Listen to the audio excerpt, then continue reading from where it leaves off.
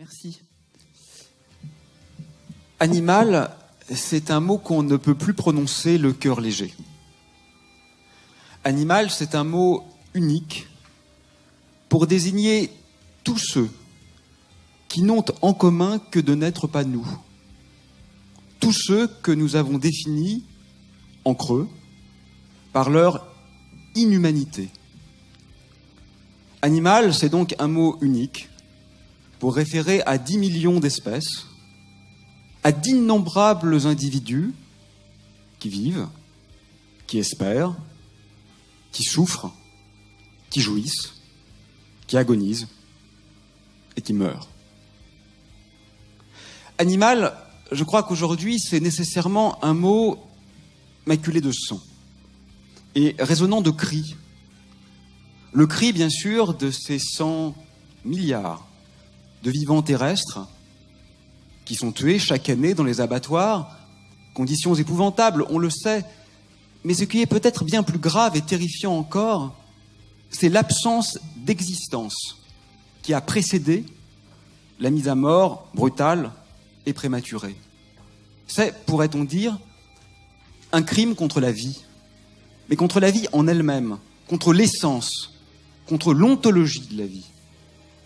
Et puis, ce sont aussi les cris, pour paraphraser Gilles Deleuze, des poissons, de ces 1000 milliards de vivants marins qui mourront chaque année, pour les plus chanceux d'entre eux, lors de la remontée des chaluts, dépressurisation, les yeux sortent des orbites, la vessie natatoire explose, l'œsophage et l'estomac sont arrachés et sortent par la bouche, mais hélas, pour les moins chanceux d'entre eux, l'agonie sera beaucoup plus longue, par asphyxie, par raréfaction d'oxygène, donc pressés et souvent broyés contre le corps de leurs congénères.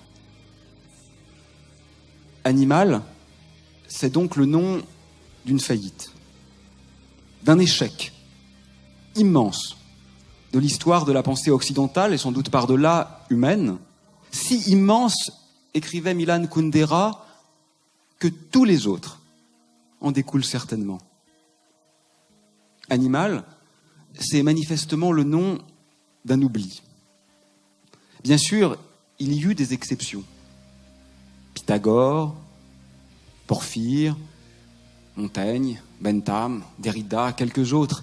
Mais il est généralement, presque génétiquement, celui qui ne fut pas pensé, celui vers lequel le regard ne s'est tourné que pour assujettir ou asservir. Animal, finalement, c'est la face pourrie de l'homme-dieu. C'est la hideur d'un humanisme réifiant, en contrepoint, bien sûr, de la grandeur de son universalisme vivifiant.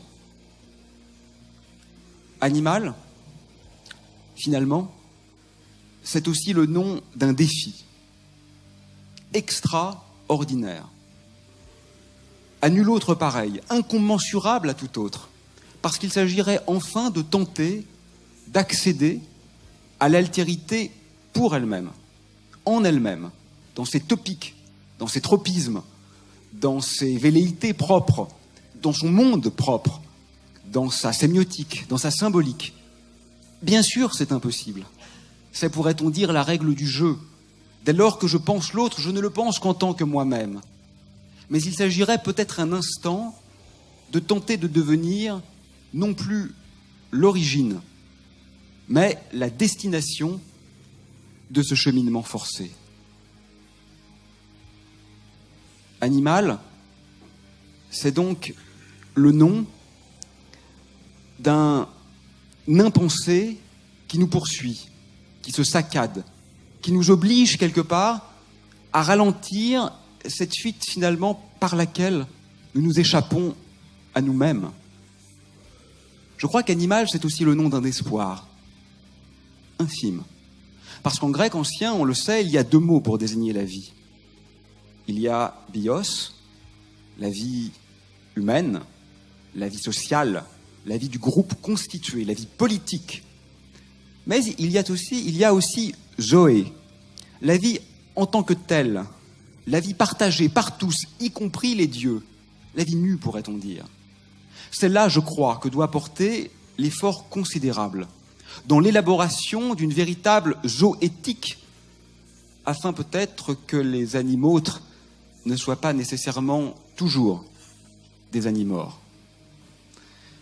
Je crois que animal, c'est aussi le nom d'un déni, d'une peur, d'une angoisse, d'une phobie et même d'une folie qui s'empare de nous dès lors qu'il est tenté de déconstruire un peu du gigantisme de cette muraille que nous avons dressée entre eux et nous. Dès lors qu'il est tenté d'amoindrir quelque chose de l'infinité de la souffrance dans laquelle nous les lions.